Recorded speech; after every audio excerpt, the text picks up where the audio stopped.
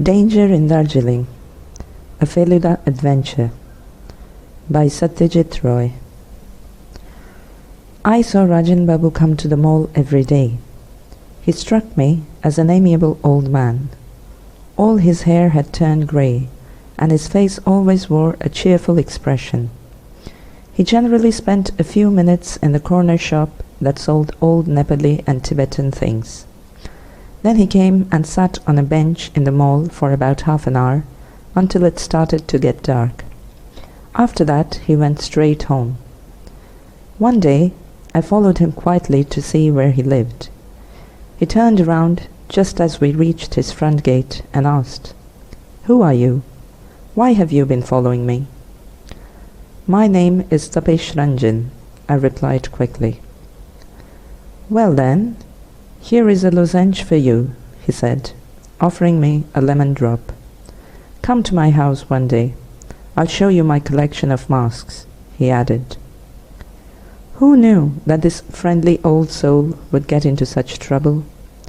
Why, he seemed totally incapable of getting involved with anything even remotely sinister. Feluda snapped at me when I mentioned this. "How can you just tell by looking at someone what he might get mixed up with?" he demanded. This annoyed me. "What do you know of Rajen Babu?" I said. "He's a good man, a very kind man. He has done a lot for the poor Nepali people who live in slums. There is no reason why he should be in trouble. I know. I see him every day. You haven't seen him even once. In fact, I've hardly seen you go out at all since we came to Darjeeling." All right. Let's have all the details then. What would a little boy like you know of danger, anyway? Now, this wasn't fair. I was not a little boy anymore. I was 13 and a half. Feluda was 27. To tell you the truth, I came to know about the trouble Rajen Babu was in purely by accident. I was sitting on a bench in the mall today, waiting for the band to start playing. On my left was Babu reading a newspaper. He had recently arrived from Calcutta to spend the summer in Darjeeling, and had taken a room on rent in Rajen Babu's house. I was trying to lean over his shoulder and look at the sports page, when Rajen Babu arrived, panting, and collapsed on the empty portion of our bench, next to Babu. He looked visibly shaken. "What's the matter?" asked Babu, folding his newspaper. "Did you just run up a hill?" No, Rajen Babu replied cautiously, wiping his face with one corner of his scarf. "Something incredible has happened." I knew what incredible meant. Feluda was quite partial to the word. "What do you mean?" Babu asked. "Look, here it is." Rajen Babu passed a piece of folded blue paper to Babu. I could tell it was a letter, but made no attempt to read it when Babu unfolded it. I looked away instead, humming under my breath to indicate a complete lack of interest in what the two old men were discussing. But I heard Babu remark, "You're right, it is incredible. Who could possibly write such a threatening letter to you?" "I don't know. That's what's so puzzling. I don't remember having deliberately caused anyone any harm. As far as I know, I have no enemies." Babu leant towards his neighbor. "We'd better not talk about this in public," he whispered. "Let's go home." The two gentlemen left. Feluda remained silent for a while after I had finished my story. Then he frowned and said, "You mean you think we need to investigate?" "Why? Didn't you tell me you were looking for a mystery?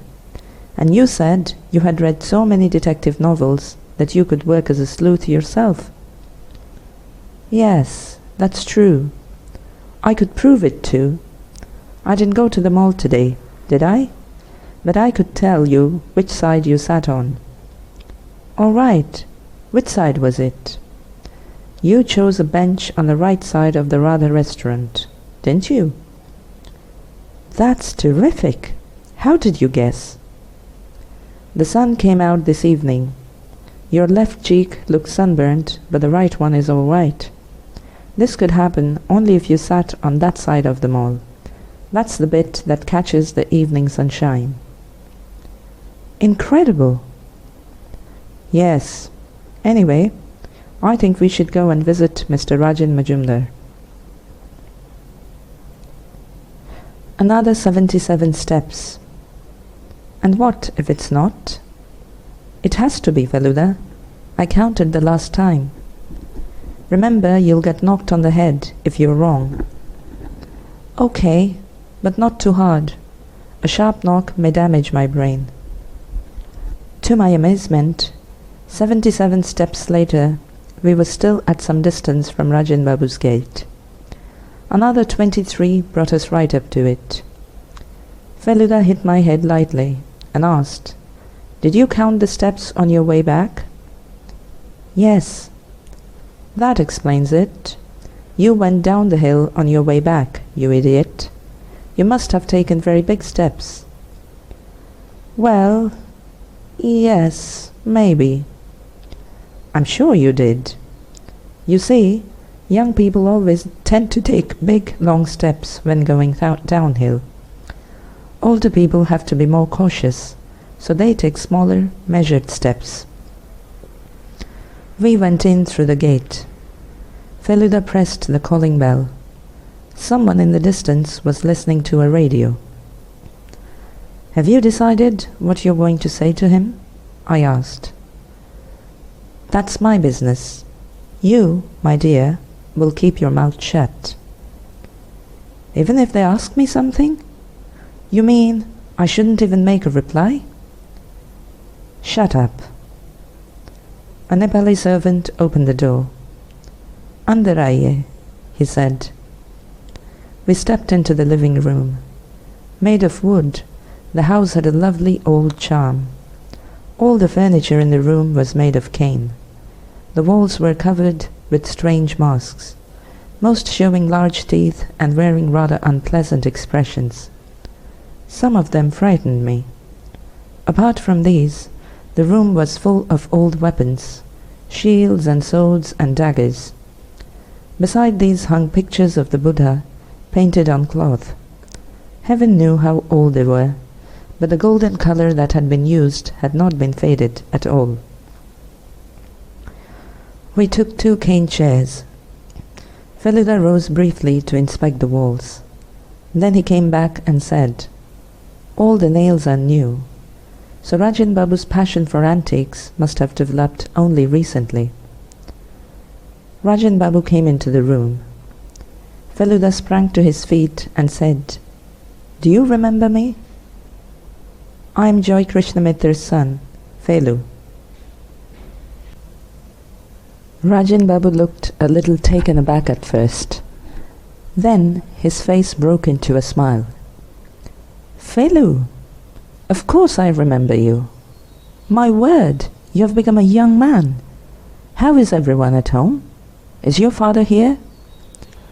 As Feluda answered these questions, I sat trying to hide my astonishment. How unfair the whole thing was.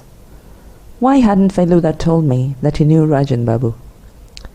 It turned out that Rajen Babu had worked in Calcutta for many years as a lawyer. He had once helped Feluda's father fight a case. He had come to Darjeeling and settled here 10 years ago, soon after his retirement. Felu introduced me to him. He showed no sign of recognition. Perhaps the matter of offering me a lozenge a week ago had slipped his mind completely. "You're fond of antiques, I see," said Feluda conversationally. "Yes, it's turned almost into an obsession." "How long?" "Over the last 6 months. But I've managed to collect quite a lot of things." Feluda cleared his throat. Then he told Rajen Babu what he had heard from me, and ended by saying, I still remember how you had helped my father. If I could do anything in return... Rajen Babu looked both pleased and relieved. But before he could say anything, Tinkuri Babu walked into the room. From the way he was breathing, it appeared that he had just come back after his evening walk. Rajen Babu made the introductions. Tinkuri Babu happens to be a neighbor of Ganesh, a friend of mine. When this friend heard that I was going to let one of my rooms, he suggested that I give it to Tinkuri Babu. He would have gone to a hotel otherwise. Tinkuri Babu laughed. I did hesitate to take up his offer, I must admit, chiefly because of my special weakness for cheroots. You see, Rajen Babu might well have objected to the smell, so I wrote to him first to let him know. He said he didn't mind, so here I am. Are you here simply for a change of air? Yes, but the air, I've noticed, isn't as cool and fresh as one might have expected. Are you fond of music? Asked Feluda unexpectedly. Yes, but how did you guess? Tinkuri Babu gave a startled smile. Well, I noticed your finger, Feluda explained. You were beating it on top of your walking stick, in keeping with the rhythm of the song from the radio. You're quite right, Rajen Babu laughed. He sings Shyama Sangit. Feluda changed the subject. Do you have the letter here? He asked. Oh yes, right next to my heart, said Rajen Babu, and took it out of the inside pocket of his jacket. Feluda spread it out. It was not handwritten. A few printed words had been cut out of books or newspapers and posted on a sheet of paper. Be prepared to pay for your sins, it read. Did this come by post? Yes, it was posted in Darjeeling, but I'm afraid I threw the envelope away. Have you reason to suspect anyone? No. For the life of me, I cannot recall ever having harmed anyone. Do certain people visit you regularly? Well, I don't get too many visitors. Dr. Phoni Mitra comes occasionally if I happen to be ill. Is he a good doctor? About average, I should say. But then, my complaints have always been quite ordinary. I mean, no more than the usual coughs and colds. So I haven't had to look for a really good doctor. Does he charge a fee? Of course, but that's hardly a problem. I've got plenty of money, thank God. Who else visits you? A Mr. Ghoshal has recently started coming to my house. Look, here he is. A man of medium height wearing a dark suit was shown into the room. Did I hear my name? He asked with a smile. Yes, I was just about to tell these people that you share my interest in antiques. Allow me to introduce them. After exchanging greetings, Mr. Ghoshal, whose full name was Abani Mohan Ghoshal, said to Rajen Babu, I thought I'd drop by since you didn't come to the shop today. No, I wasn't feeling very well, so I decided to stay in. It was clear that Rajen Babu did not want to tell Mr. Ghoshal about the letter. Feluda had hidden it the minute Mr. Ghoshal had walked in. All right, if you're busy today, I'll come back another time. Actually, I wanted to take a look at the Tibetan bell, said Mr. Ghoshal. Oh, that's not a problem at all. I'll get it for you. Rajen Babu disappeared into the house to fetch the bell. Do you live here in Darjeeling? Feluda asked Mr. Ghoshal, who had picked up a dagger and was looking at it closely. No, he replied, turning the dagger in his hand. I don't stay at one place for very long. I have to travel a lot, but I like collecting curios. Feluda told me afterwards that a curio was a rare and ancient object of art. Rajen Babu returned with the bell. It was really striking to look at. Its base was made of silver. The handle was a mixture of brass and copper, which was studded with colourful stones. Mr. Ghoshal took a long time to examine it carefully. Then he put it down on the table and said, "You got yourself a very good deal there. It's absolutely genuine." "Ah, that's a relief. You're the expert, of course. The man at the shop told me it came straight out of the household of the Dalai Lama." "That may well be true. But I don't suppose you'd want to part with it? I mean, suppose you got a handsome offer?"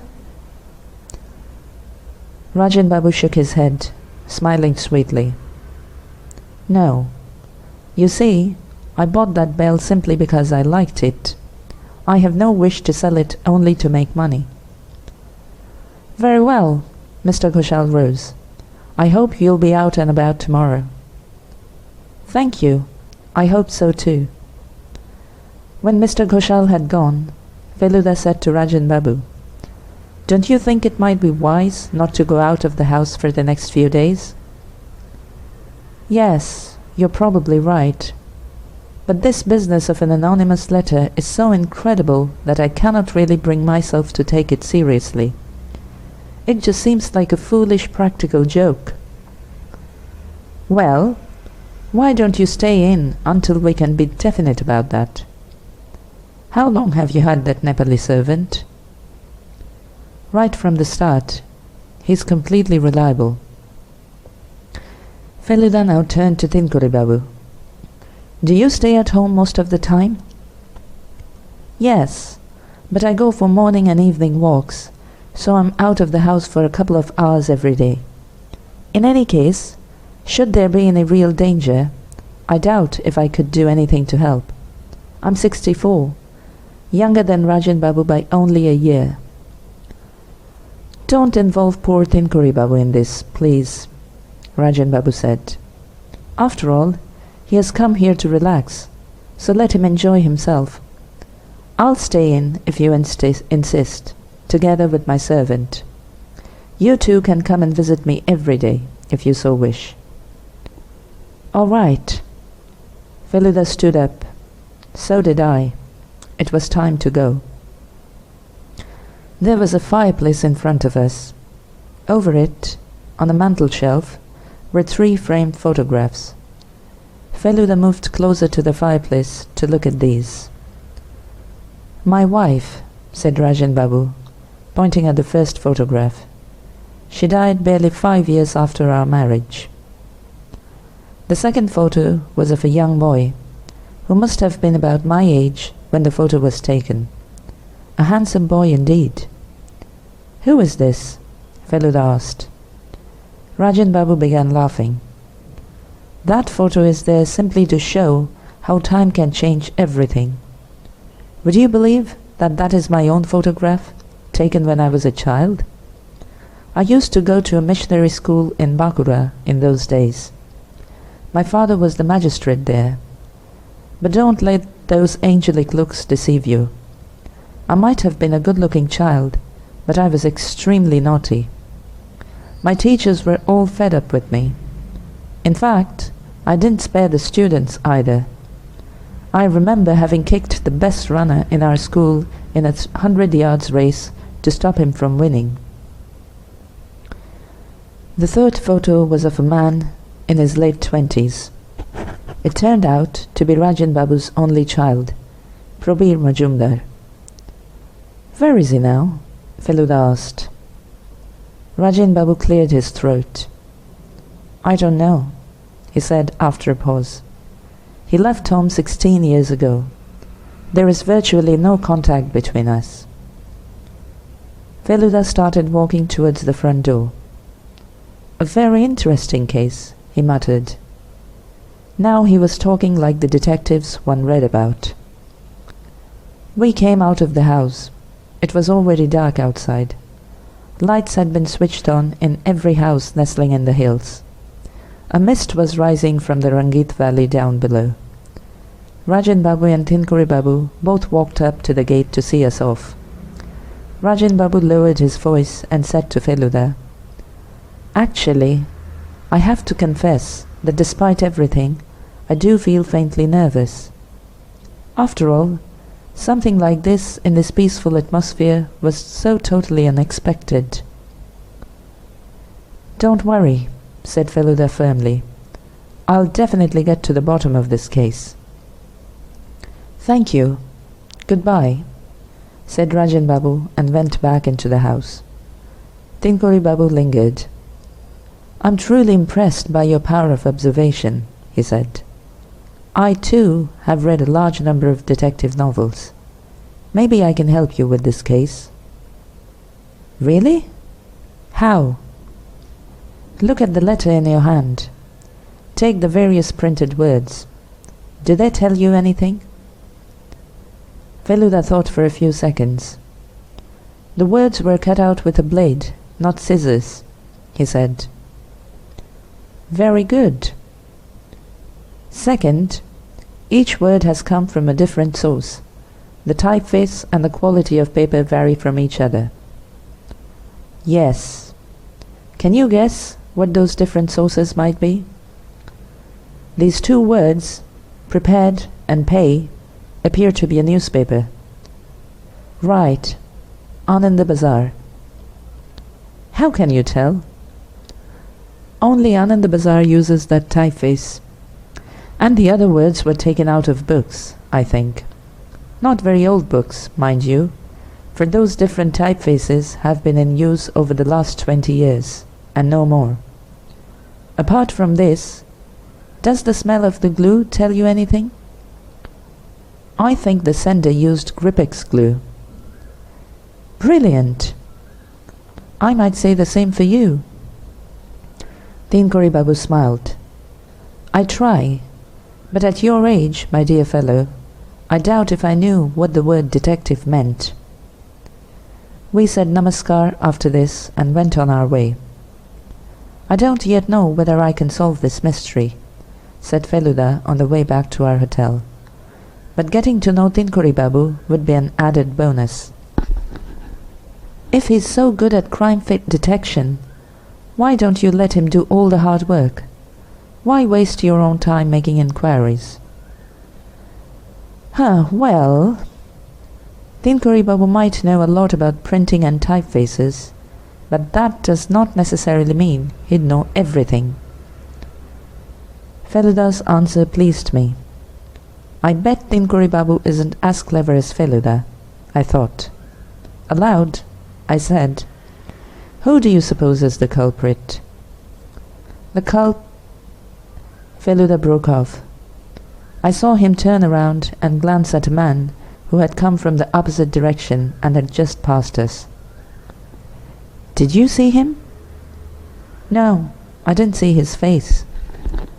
The light from that street lamp fell on his face only for a second, and I thought—" "What?" "No, never mind. Let's go. I feel quite hungry." Feluda is my cousin. He and I were in Darjeeling with my father for a holiday. Father had got to know some of the other guests in our hotel fairly well, and was spending most of his time with them. He didn't stop us from going wherever we wished, nor did he ask too many questions. I woke a little later than usual the next day. Father was in the room, but there was no sign of Feluda. "Felu left early this morning," Father explained. "He said he'd try to catch a glimpse of Kanchenjunga." I knew this couldn't be true. Feluda must have gone out to investigate, which was most annoying, because he wasn't supposed to go out without me. Anyway, I had a quick cup of tea, and then I went out myself. I spotted Feluda near a taxi stand. "This is not fair," I complained. "Why did you go out alone?" "I was feeling a bit feverish, so I went to see a doctor." "Dr. Fonimitra?" "Aha! You're beginning to use your brain too." "What did he say?" He charged me 4 rupees and wrote out a prescription. Is he a good doctor? Do you think a good doctor would write a prescription for someone in perfect health? Besides, his house looked old and decrepit. I don't think he has a good practice. Then he couldn't have sent that letter. Why not? A poor man wouldn't dare. Yes, he would, if he was desperate for money. But that letter said nothing about money. There was no need to ask openly. What do you mean? How did Rajen Babu strike you yesterday? He seemed a little frightened. Fear can make anyone ill. Oh? Yes, seriously ill. And if that happened, he'd naturally turn to his doctor. What might happen then is something even a fathead like you can figure out, I'm sure. How clever Feluda was! But if Dr. Mitra had really planned the whole thing the way Feluda described, he must be extraordinarily crafty too. By this time, we had reached the mall. As we came near the fountain, Feluda suddenly said, I feel a bit curious about curios. We were, in fact, standing quite close to the Nepal curio shop. Rajen Babu and Mr. Ghoshal visited this shop every day. Feluda and I walked into the shop. Its owner came forward to greet us. He had a light grey jacket on, a muffler round his neck, and wore a black cap with golden embroidery. He beamed at us genially. The shop was cluttered with old and ancient objects. A strange musty smell came from them. It was quiet inside. Feluda looked around for a while, then said, sounding important, Do you have good thankas? Come into the next room, sir. We have sold what was really good, but we are expecting some fresh stock soon. What is a thanka? I whispered. You'll know when you see one, Feluda whispered back. The next room was even smaller and darker. The owner of the shop brought out a painting of the Buddha, done on a piece of silk. This is the last piece left, but it's a little damaged, he said. So this was a thanka. Rajen Babu had heaps of these in his house. Feluda examined the thanka like an expert, peering at it closely, and then looking at it from various angles. 3 minutes later, he said, This doesn't appear to be more than 70 years old. I'm looking for something much older than that, at least 300 years, you see. We are getting some new things this evening, sir. You might find what you're looking for if you come back later today. This evening, did you say? Yes, sir. Oh, I must inform Rajen Babu. Mr. Majumdar? He knows about it already. All my regular customers are coming in the evening to look at the fresh arrivals. Does Mr. Ghoshal know? Of course. Who else is a regular buyer? There is Mr. Gilmore, the manager of his tea estate. He visits my shop twice a week. Then there is Mr. Nolaka, but he is away in Sikkim at present. All right, I'll try to drop in the evening. Topshe, would you like a mask? I couldn't resist the offer. Feluda selected one himself and paid for it. This was the most horrendous of them all, he remarked, passing it to me. He had once told me there was no such word as horrendous. It was really a mixture of tremendous and horrible. But I must say it was rather an appropriate word for the mask. Feluda started to say something as we came out of the shop, but stopped abruptly. I found him staring at a man once again. Was it the same man he had seen last night?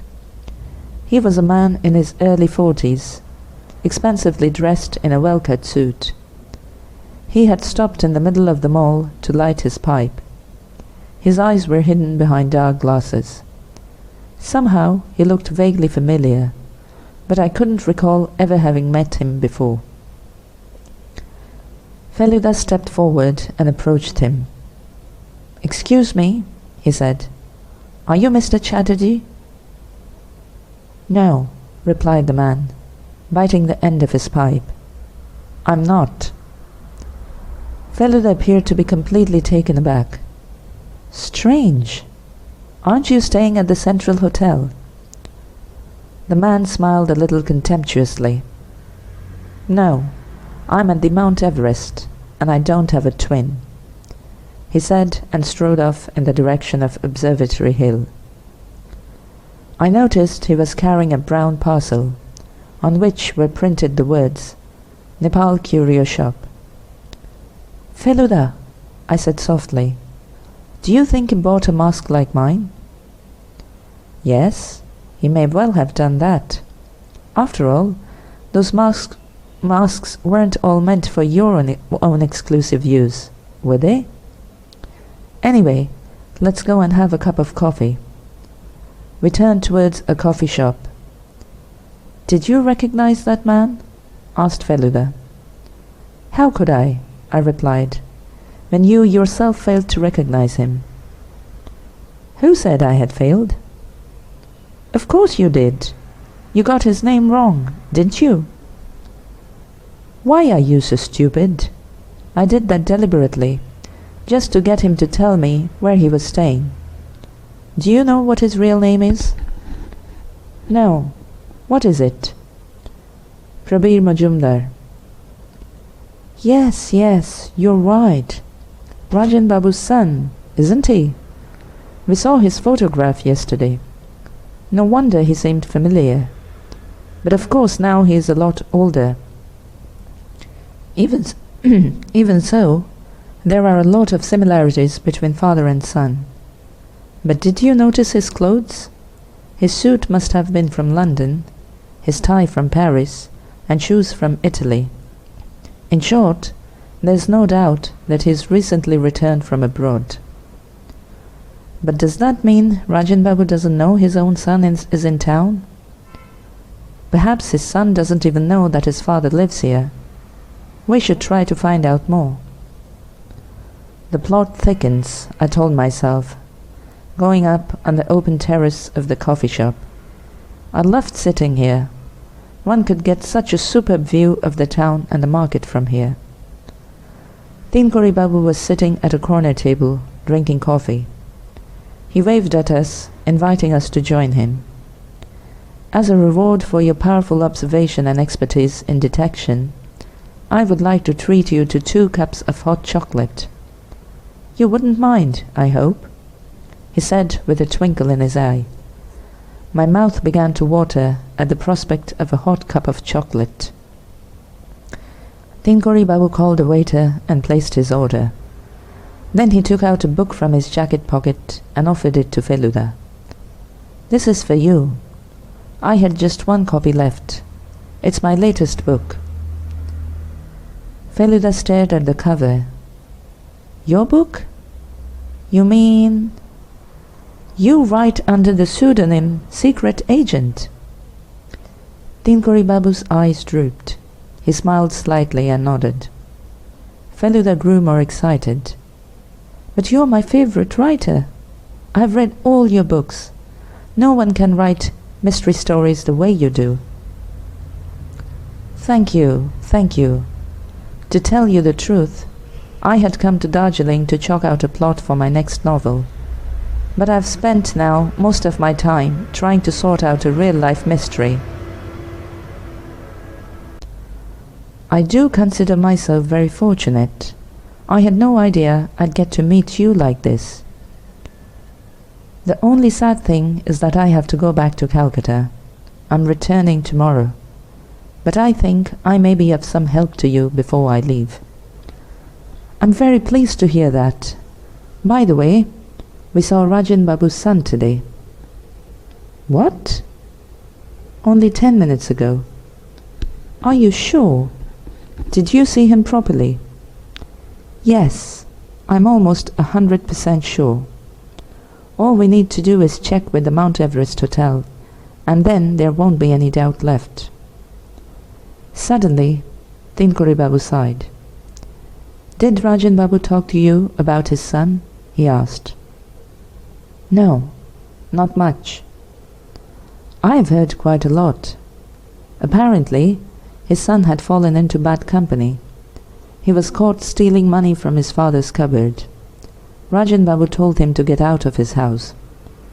Prabir did leave his home after that, and then disappeared without a trace.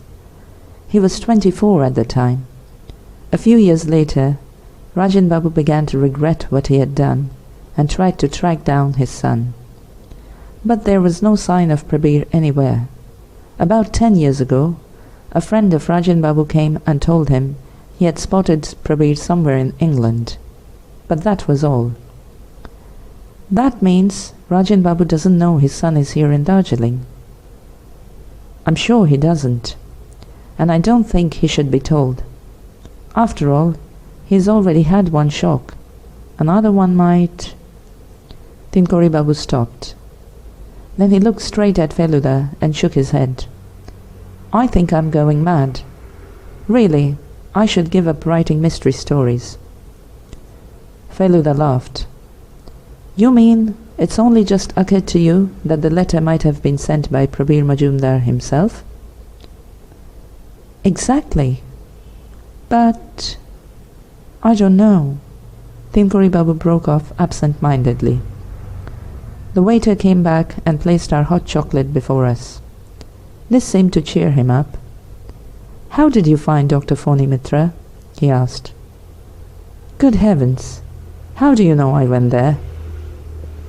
"I paid him a visit shortly after you left." "Did you see me coming out of his house?" "No. I found a cigarette stub on his floor. I knew he didn't smoke, so I asked him if he had already had a patient. He said yes, and from his description I could guess that it was you. However, I didn't know then that you smoked. Now, looking at your slightly yellowish fingertips, I can be totally sure." "You really are a most clever man. But tell me, did you suspect Dr. Mitra as well?" "Yes. He doesn't exactly inspire confidence, does he?"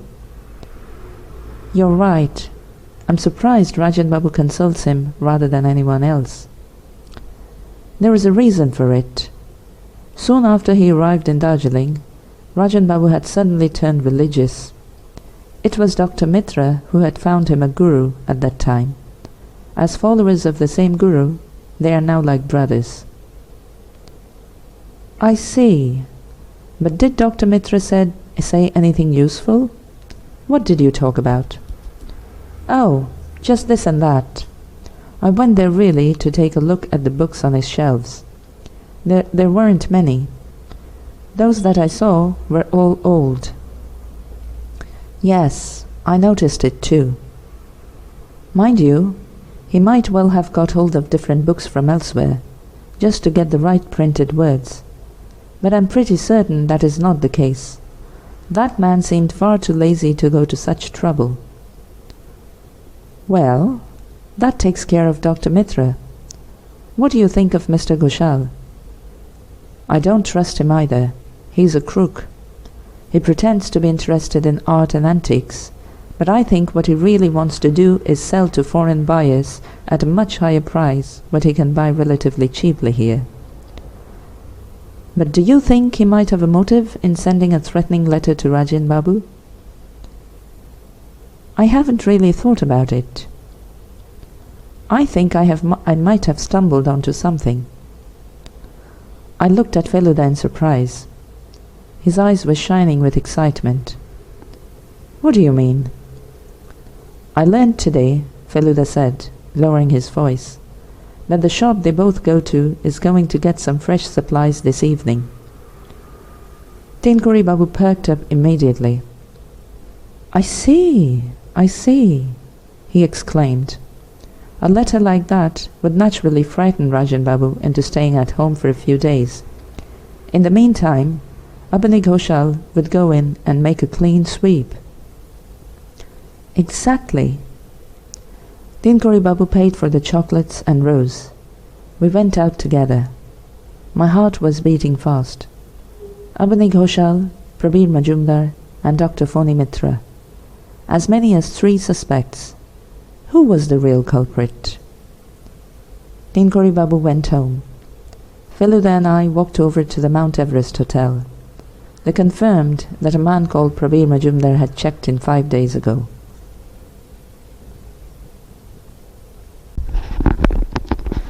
We were supposed to visit Rajen Babu in the evening, but it began to rain so heavily at around 4 p.m. that we were forced to stay in. Feluda spent the whole evening scribbling in a notebook. I was dying to find out what he was writing, but didn't dare ask. In the end, I picked up the book Tinkuri Babu had given Feluda and began reading it. It was so thrilling that in a matter of minutes, all thoughts of Rajen Babu went out of my mind. The rain stopped at 8 p.m., but by then it was very cold outside. Father, for once, stood firm and refused to allow us to go out. Feluda shook me awake the next morning. "Get up, Topshe, quick!" "What? What is it?" I sat up. Feluda whispered into my ear, speaking through clenched teeth.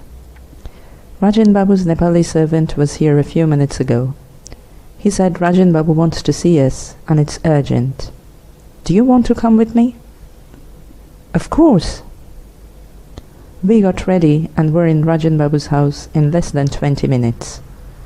We found him lying in his bed, looking pale and haggard. Dr. Mitra was by his side, feeling his pulse, and Tinkuri Babu was standing before him, fanning him with a handheld fan, despite the cold. Dr. Mitra released his hand as we came in. Rajen Babu spoke with some difficulty. "Last night, after midnight, I woke suddenly, and there it was. In this room, I saw a masked face." Rajen Babu continued, "I can't tell you how I spent the night." "Has anything been stolen?"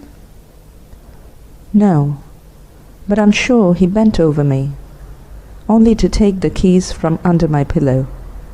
Oh, it was horrible, horrible." "Take it easy," said the doctor. "I'm going to give you something to help you sleep. You need complete rest." He stood up. "Dr. Mitra," said Feluda suddenly, "did you go to see a patient last night? Your jacket's got a streak of mud on it."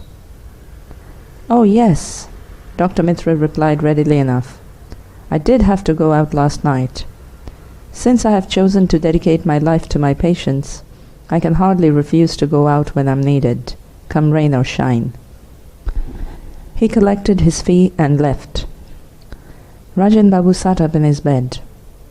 "I feel a lot better now that you're here," he admitted. "I did feel considerably shaken, I must say. But now I think I might be able to go and sit in the living room."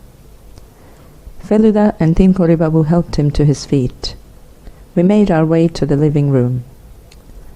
"I rang the railway station to change my ticket," said Tinkuri Babu. "I don't want to leave today. But they said if I cancelled my ticket now, they couldn't give me a booking for another 10 days. So I fear I've got to go." This pleased me. I wanted Feluda to solve the mystery single-handedly. "My servant was supposed to stay in yesterday," Rajen Babu explained, "but I myself told him to take some time off. His father is very ill, you see. He went home last night." "What did the mask look like?" Feluda asked. "It was a perfectly ordinary mask, the kind you can get anywhere in Darjeeling. There are at least 5 of those in this room. There's one. Look." The mask he pointed out was almost an exact replica of the one Feluda had bought me yesterday. Tinkuri Babu spoke again. "I think we ought to inform the police. We can no longer call this a joke. Rajen Babu may need protection. Felu Babu, you can continue with your investigation. Nobody will object to that. But having thought things over, I do feel the police should know what's happened. I'll go myself to the police station right away.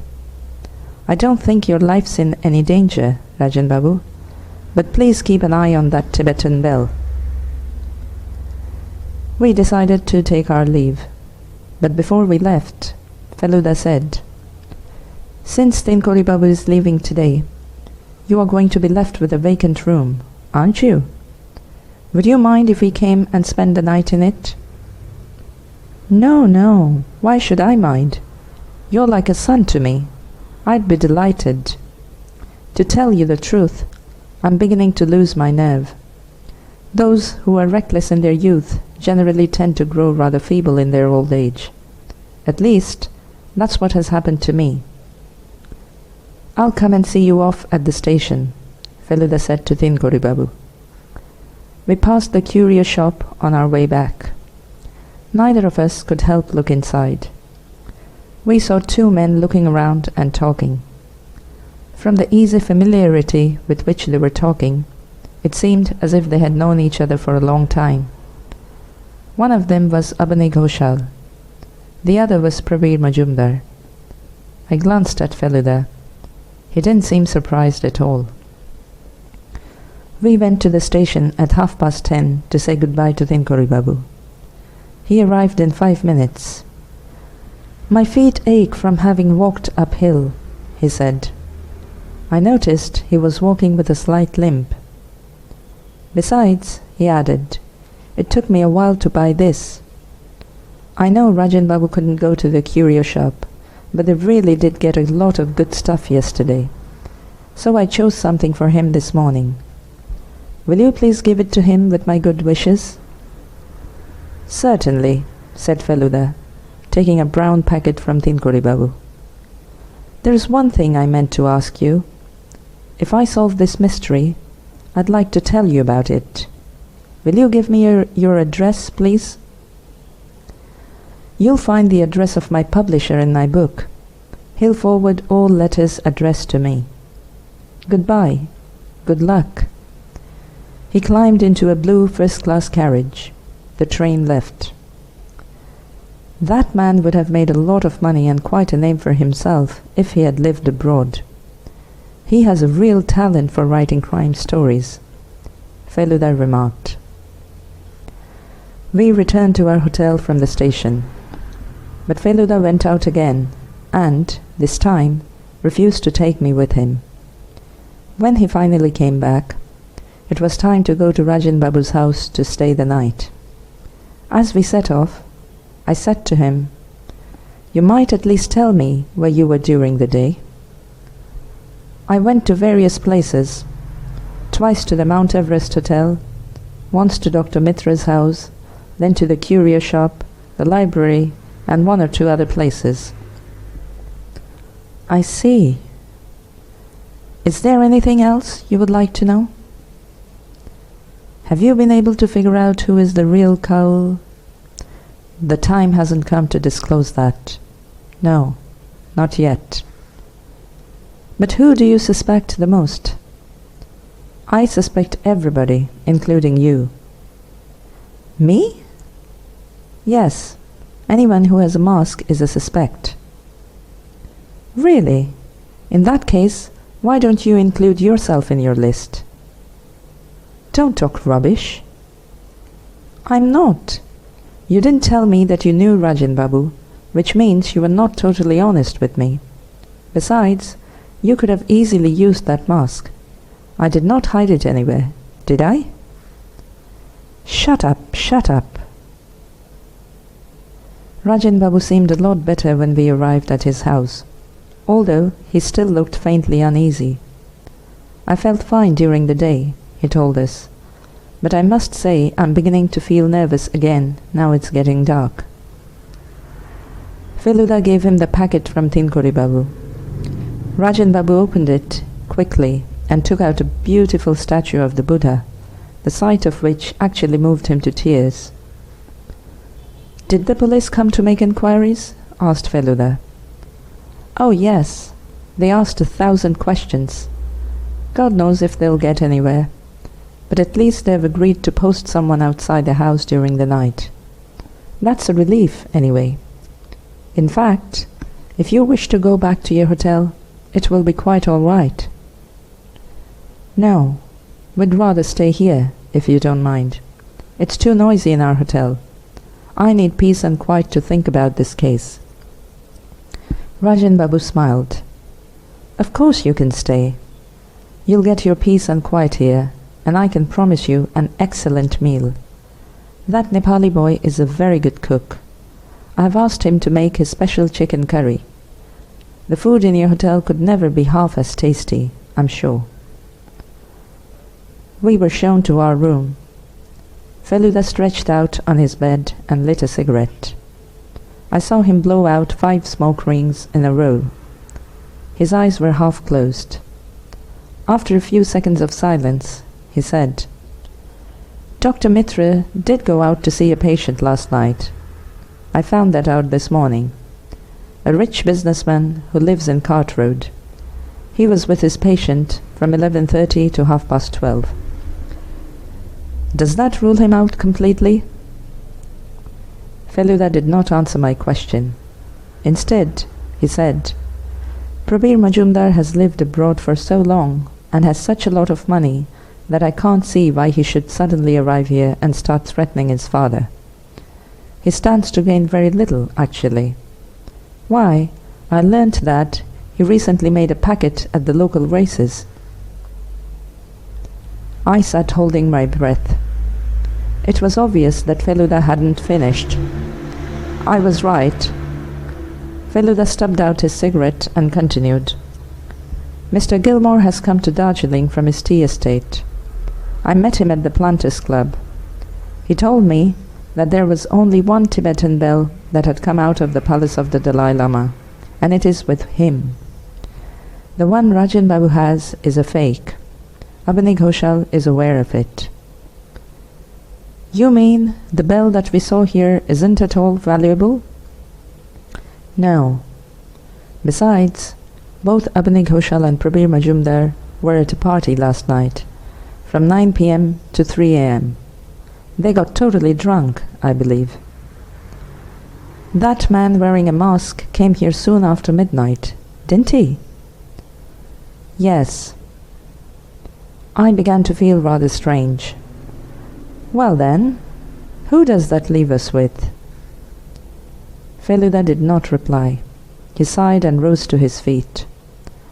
I'm going to sit in the living room for a minute, he said. Do not disturb me. I took his place on the bed when he left. It was getting dark, but I felt too lazy to get up and switch on the lights.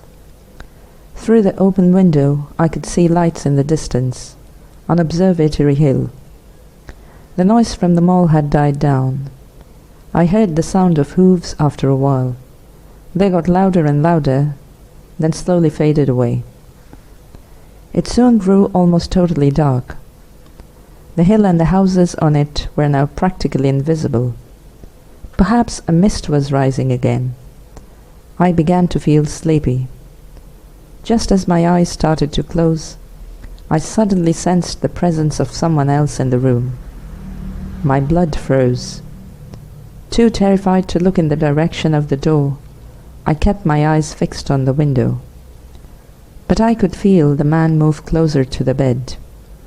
There, he was now standing right next to me, and was leaning over my face. Transfixed, I watched his face come closer. Oh, how horrible it was!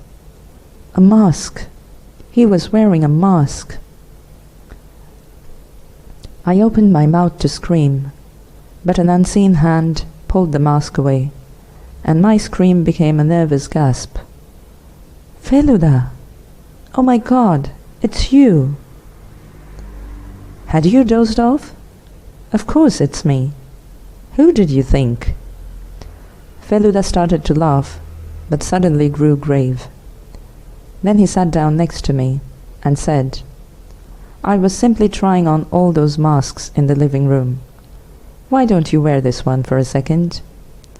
He passed me his mask. I put it on. Can you sense something unusual? Why, no. It's a size too large for me, that's all. Think carefully. Isn't there anything else that might strike you as odd? Well, there's a faint smell, I think. Of what? Cheroot? Exactly. Feluda took the mask off. My heart started to beat faster again. Teen kuri, Babu? I stammered. Feluda sighed. Yes, I'm afraid so. It must have been extremely easy for him. He had access to all kinds of printed material, and you must have noticed he was limping this morning. That might have been the result of jumping out of a window last night. But what I totally fail to understand is his motive. He appeared to respect Rajen Babu a lot. Then why did he do something like this? What for? Perhaps we shall never know. The night passed peacefully and without any further excitement. In the morning, just as we sat down to have breakfast with our host, his Nepali servant came in with a letter for him. It was once again a blue envelope with a Darjeeling postmark. Rajen Babu went white. He took out the letter with a trembling hand and passed it to Feluda. You read it, he said in a low voice. Feluda read it aloud. This is what it said. Dear Raju, when I first wrote to you from Calcutta after Gyanesh told me you had a house in Darjeeling, I had no idea who you really were. But that photograph of yours on your mantel shelf told me instantly that you were none other than the boy who had once been my classmate in the missionary school in Bakura 50 years ago. I did not know that the desire for revenge would raise its head even after so many years. You see, I was the boy you kicked at that 100 yards race on your sports day. Not only did I miss out on winning a medal and setting a new record, but you also managed to injure me pretty seriously. Unfortunately, my father got transferred to a different town only a few days after this incident, which was why I never got the chance to have a showdown with you then. Nor did you ever learn just how badly you had hurt me, both mentally and physically. I had to spend 3 months in a hospital with my leg in a cast. When I saw you here in Darjeeling, leading such a comfortable and peaceful life, I suddenly thought of doing something that would cause you a great deal of anxiety and ruin your peace of mind, at least for a short time. This was my way of settling scores and punishing you for your past sins. With good wishes, yours sincerely, Tino, Tin Kori Mukhopadhyay.